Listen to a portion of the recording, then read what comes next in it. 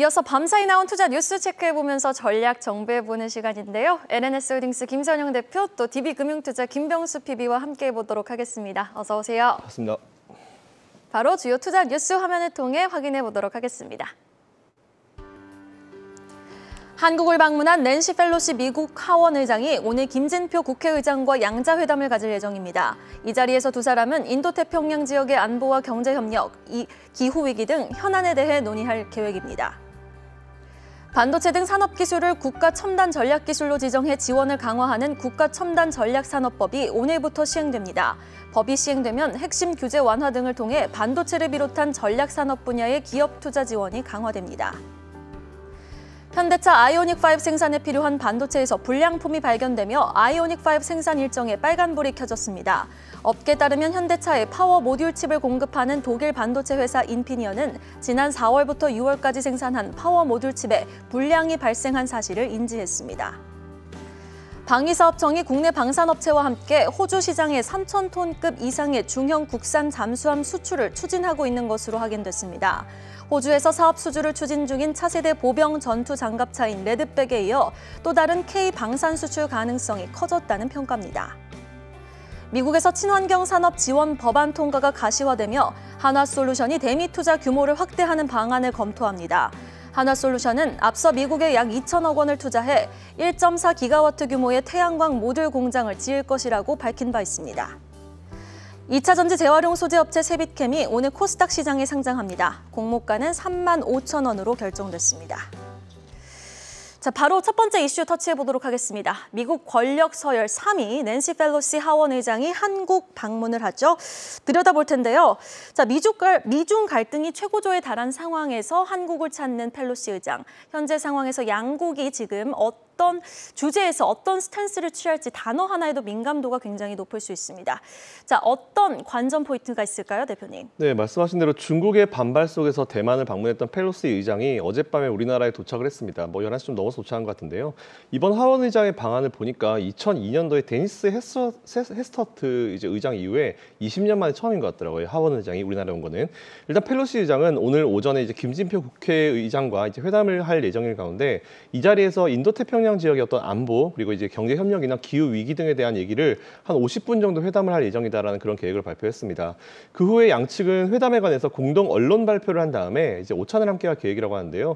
펠로시 의장은 그 이후에 또 JSA를 찾아서 장병들을 격려할 예정이고 이 자리에서는 과연 북한에 대한 그 7차 핵실험 어떤 우려 그리고 북한 인권에 대한 메시지, 대북 메시지가 나올지에 대한 부분이 좀 주목되고 있습니다.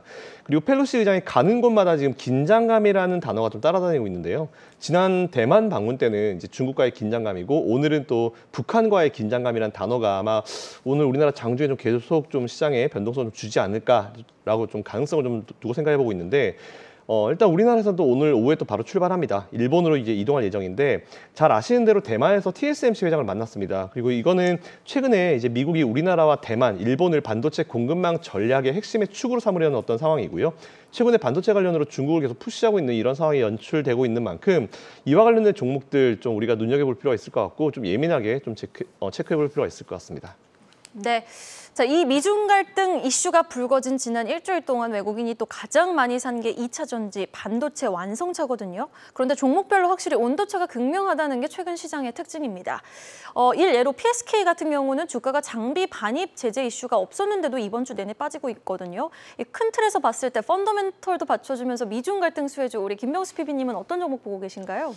결국에는 지금 펀더멘털 자체는 그렇게 크게 흔들릴 이유가 없었습니다. 하지만 결국에는 외인 수급이 중요하지 않았나라고 생각을 하고 있는데 거래소에 따르면 최근 일주일간 외국인이 가장 많이 사들인 종목들을 제가 한번 살펴봤습니다.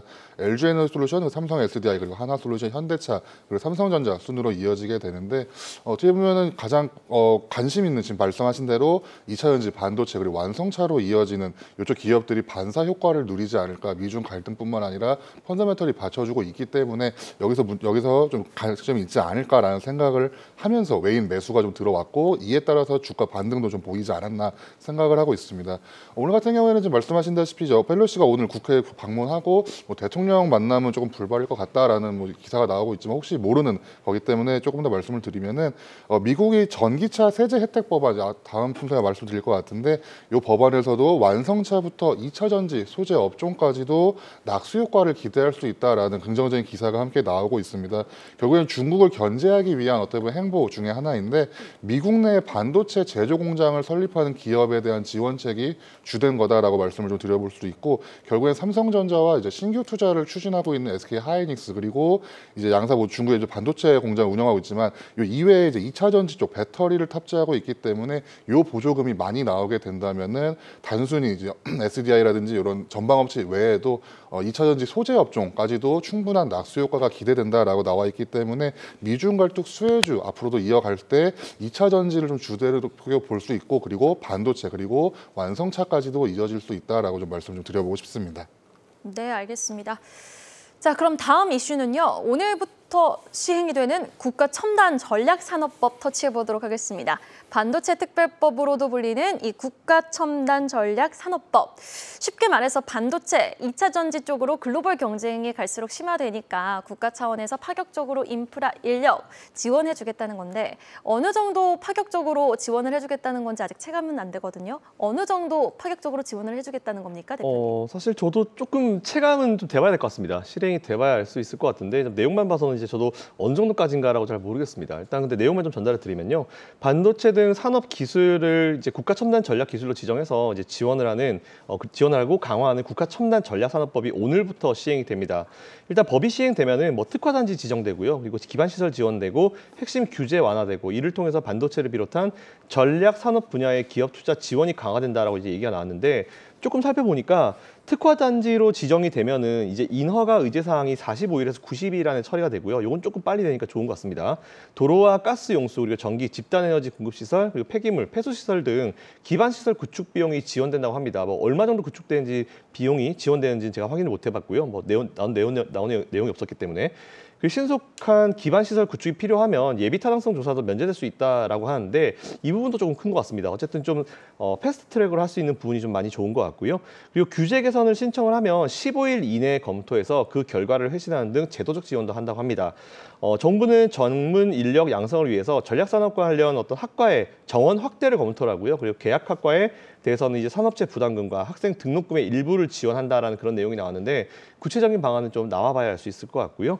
그리고 9월에서 10월 중에 이제 첫 회의를 열 계획인 가운데 이 첫 회의에서는 신속히 지정할 필요가 있는 산업 기술을 국가 첨단 전략 기술로 우선 지정을 해놓고 그리고 분기 혹은 반기별로 회의를 통해서 뭔가 추가할 것이 있으면 계속 추가해 나가는 방향으로 이제 개선이 된다고 하는데 일단 이것도 시행이 되고 첫 회의가 9월, 10월이라고 하니까 그때쯤 돼 봐야지 뭔가 좀 더 자세한 윤곽이 나오지 않을까라고 생각하고 있습니다. 네, 뭐 틀은 9월, 10월 돼 봐야 구체적으로 잡히겠지만 일단 뭐 규제 완화는 기업들에게 긍정적으로 작용될 수 있는 거잖아요. 한번 기대를 걸어보도록 하겠습니다. 여기다 더해서 또 바이든 대통령의 서명만 남겨둔 지금 반도체 산업 육성 법안이 다음 달 통과 예정이지 않습니까? 소부장 안에서도 매력도가 높은 기업 잘 좀 찾아보면 좋을 것 같아요. 어떻게 보면 소부장이 이제 다시 또 돌아올 수 있는 시장적 환경이 만들어졌다라고 요약을 드릴 수 있을 것 같은데 새 정부가 나오고 어떻게 보면 첫 번째 정책이라고도 표현할 수가 있을 것 같습니다. 대규모 정책이 나올 게 될 것 같고 9월부터 10월부터 이제 9월, 10월께 이제 시작될 거다. 그리고 반도체와 디스플레이를 꼭 찍어서 말을 했습니다. 국가 첨단 전략 기술로 지정을 해서 인허가나 규제를 완화해서 이제 간소화할 것이다라고 전망이 나오게 되고 있는데 결국에는 이런 각종 규제 완화가 예정이 되어 있다면은 분명히 자금 유입이 충분히 될 수 있고 주가도 측면에서도 긍정적인 요인이다라고 말씀을 좀 드려보고 싶습니다. 지정되면 특화 단지나 이제 기반 시설에서도 많이 특화를 받을 수 있고 이때 모든 인허가를 뭐 90일 안에 처리할 수 있다라고 기사가 함께 나오게 되면서 소부장 업체들을 좀 찾아봤습니다. 지금은 어떻게 보면 미중 갈등이 굉장히 커져 있기 때문에 삼성전자나 하이닉스를 좀 관심 있게 볼 수 있지만 결국에는 소부장 업체 쪽의 주가 탄력성이라든지 이게 더 클 수가 있기 때문에 소부장 업체를 좀 보고 있었고 원익 QNC를 조금 살펴보고 있었습니다. 원익 IPS를 비롯해서 머티리얼즈 그리고 QNC까지로 이어지고 있는데 원익 QNC 같은 경우에는 2분기, 이번 분기는 좀 실적이 조금 감소할 수 있다라는 부정적인 이야기가 나오고 있지만 있지만 1년으로 본다면 연간 최대 실적을 경신할 것이다라는 기사도 함께 나오게 됐습니다. 2분기 매출액은 살짝 줄었지만 결국에는 1년치를 보게 된다면은 MOMQ라고 표현되는 요 MOMQ 부문 실적이 생각보다 양호할 수도 있고 앞으로도 충분히 기대가 되고 있기 때문에 올해 매출액이 전년 대비 한 19% 그리고 영업이익 한 40%가량 증가할 수도 있다라는 긍정적인 리포트가 나오게 됐고 삼성전자 쪽 평택 3 공장에서도 이제 증설이 되기 때문에 이쪽에서도 충분한 수혜를 얻을 수 있는 업종 중에 그리고 종목 중에 하나이기 때문에 살펴보신다면은 반도체 소부장 업체 중에 좀 재밌는 종목이지 않을까라고 좀 말씀을 좀 드려보고 싶습니다. 네, 원익 QNC 한번 공부해 보도록 하겠습니다. 자, 그럼 미국에서 통과를 앞둔 법안, 이 반도체뿐만이 아니죠. 친환경 법안도 통과를 앞두고 있습니다. 이어서 친환경 섹터로 한번 가볼까요? 태양광 보겠습니다. 최근 우리 시장의 대세, 엄친아라고 할 수 있는 기업 하나솔루션 소식인데요. 뭐 실적 잘 나오고 수급 잘 붙고 호재 계속 나오면 전 엄친아 같더라고요. 종목도. 이 하나솔루션이 미국 현지 투자를 더 확대한다고요? 네, 뭐 굉장히 사업을 잘하고 있는 것 같습니다. 미국에서 태양광을 비롯한 친환경 산업에 대해서 이제 지원하는 법안이 통과가 가시화되고 있으면서 하나솔루션이 대미 투자를 확대한다라는 그런 얘기가 나오고 있고 그 방안을 검토하고 있다는 소식도 나오고 있습니다. 하나솔루션은 일단 잘 아시는 대로 미국에서 태양광 모듈 1위 업체죠. 이제 급성장하는 글로벌 태양광 시장에서 이제 주도권을 잡겠다라는 구상을 하고 있는데 이미 미국에 약 한 2천억 원 정도의 투자를 해서 1.4기가와트 규모의 태양광 모듈 공장을 짓겠다고 밝힌 상황이 있습니다. 하지만 이 투자를 더 확대하겠다라는 그런 의미인데요. 실제로 투자가 상향 조정이 될 경우에는 최소 3.1기가와트의 모듈 생산 능력을 확보하면서 현지 최대 제조사로 이제 올라서게 됩니다. 안 그래도 1등인데 더 센 1등이 나오는 거죠.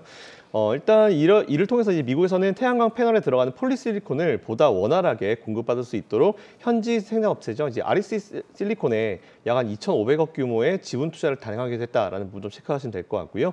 이렇게 투자 규모를 확대하는 것은 최근 미국에서 잘 아시는 대로 2022년 인플레이션 감축법이 통과가 확실해졌기 때문이다라고 좀 볼 수 있는데 이 법안은 잘 아시는 대로 기후 대응이나 아니면 공급망 구축에 10년간 480조라는 엄청난 돈을 투입하는 그런 내용으로 이제 하고 있습니다.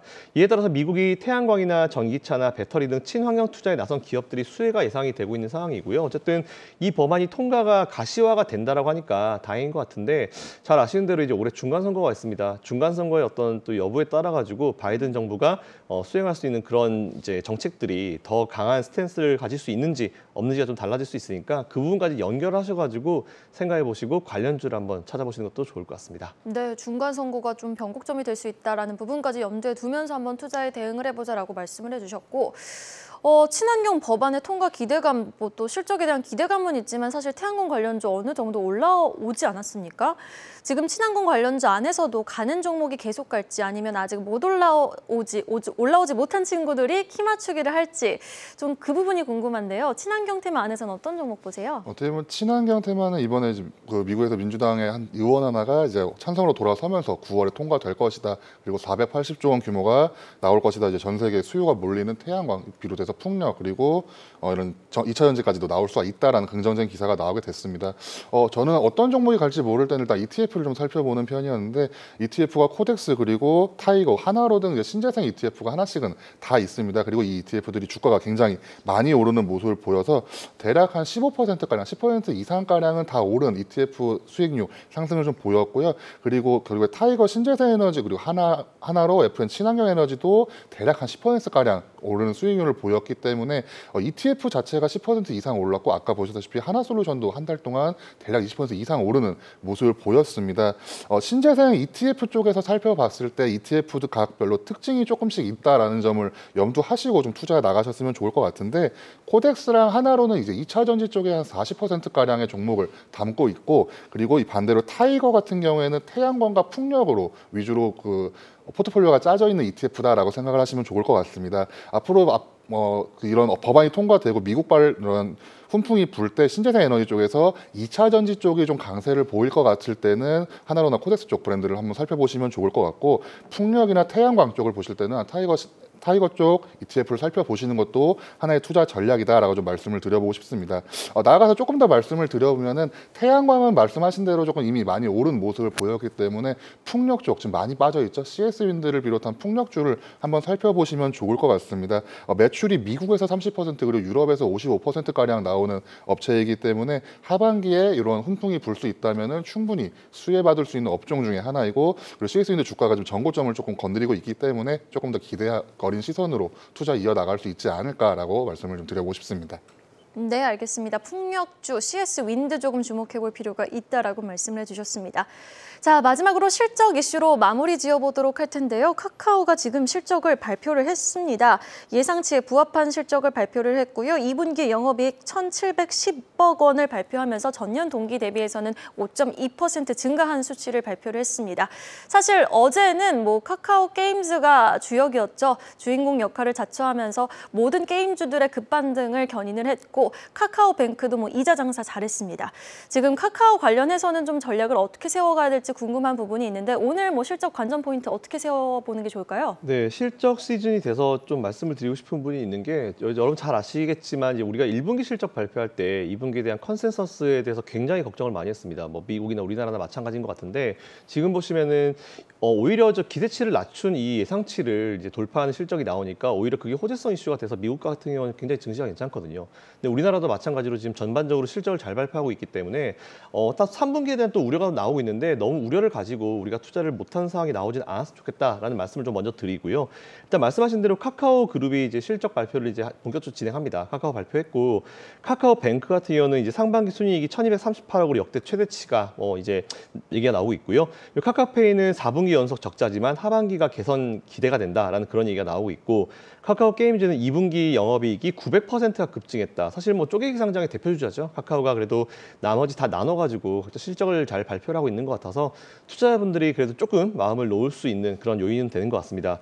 어쨌든 근데 이렇게 실적이 견조한 이상으로 예상이 되고 발표가 되고 나오고 있는데, 사실은 목표가들은 줄줄이 하향 조정되는 부분이 좀 있는 것 같아요. 그래서 이게 왜 그런지 여러분들이 좀 잘 살펴보시면 좋을 것 같은데, 이게 모빌리티 영향 때문이다라는 말은 많지만 정확한 진단이 좀 필요해 보입니다.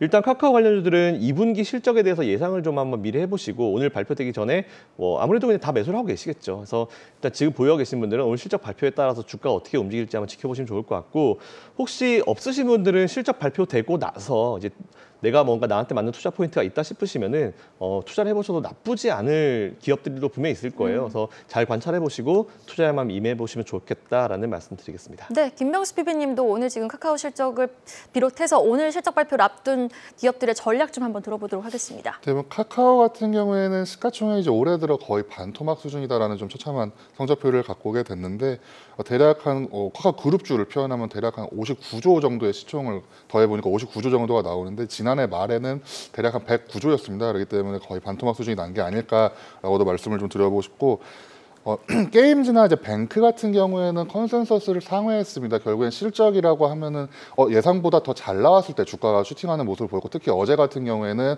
우마무스메라고 표현되고 그리고 오딘이라고 표현되는 카카오 게임즈가 굉장히 일을 잘했기 때문에 주가가 많이 오르는 모습을 보였습니다.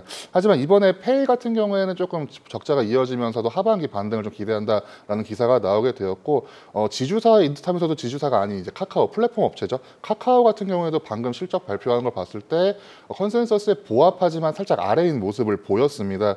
카카오 모빌리티 쪽 이제 문제 잡음이 있다라고 표현이 되고 있지만, 이 잡음 이외에도 디지털 광고나 이제 온라인 쇼핑 성장성 둔화가 우려된다라는 기사가 함께 나오게 됐습니다. 결국엔 코로나19 이후에 디지털 광고나 온라인 쇼핑 시장의 성장성 둔화 여파가 이어지게 되면서 톡비지 부분에 대한 우려가 있기 때문에 결국에 카카오 주가가 좀 문제가 생기지 않았을까라고 예상을 하고 있고, 실적 같은 경우에는 결국에 예상대로 나오긴 했습니다. 앞으로 3분기 그리고 나아가서 올해 이제 하반기에 어떻게 앞으로 이 시장에서 어떤 실적을 발표할 것인지, 그리고 어떤 매출을 올릴 것인지가 각광이 될 것 같아서 카카오도 좀 긴 호흡으로 매매 이어나가신다면은 좋은 투자 처지 하나가 아닐까라고 말씀을 좀 드려보고 싶습니다. 네, 알겠습니다. 자, 그럼 오늘장 전략과 전망으로 마무리해 보도록 하겠습니다. 먼저 김선영 대표님부터 들어볼까요? 네, 시장이 많이 안정은 찾았습니다. 미증시 보시면은 좀 강한 모습으로 마무리가 잘 된 것 같고요. 일단 우리나라 증시는 상대적으로 좀 약해 보이긴 하지만 그렇다 하더라도 실적이 많이 잘 쌓이고 있는 것 같습니다. 지금까지 유동성 장세로 시장을 끌어올렸습니다. 근데 이제 과도기적 구간을 구간이 지나고 본격 실적 장세로 들어가기 때문에 여러분들이 보유 계신 기업 중에 실적을 위주로 항상 체크를 해보시면 좋을 것 같다는 말씀드리고요. 오늘도 뭐 중간에 변동성이 있든 없든 여러분들이 투자를 그대로 이어가셨으면 좋겠습니다. 네, 알겠습니다. 자, 이어서 김명수 PB님의 전략은요? 어제 대만을 방문했던 이제 펠로시 하원 의장이 한국에 지금 들어와 있습니다. 오늘 같은 경우에는 이제 JSA를 방문할 것이고 그리고 국회의장을 예방할 것이다라는 기사가 나오게 되면서 대중 메시지와 함께 대북 메시지까지도 함께 나올 거기 때문에 아마 장중에 조금 변동성이 생기지 않을까. 그리고 미국 시장이 굉장히 좋게 나왔기 때문에 이거에 대한 훈풍이 어떻게 이어질 것인가가 굉장히 중요한 관점이지 않을까라고 말씀을 드려보고 싶습니다. 네, 펠로시 방안에 따라서 대북 메시지와 나오는 여러 메시지에 따라서 변동성을 좀 염두는 해두자라는 말씀까지 들어봤습니다. 목요일 국내 투자 뉴스와 전략 LNS홀딩스 김선영 대표 그리고 DB금융투자 김명수 PB와 함께 진행해봤습니다. 오늘 말씀 고맙습니다. 감사합니다.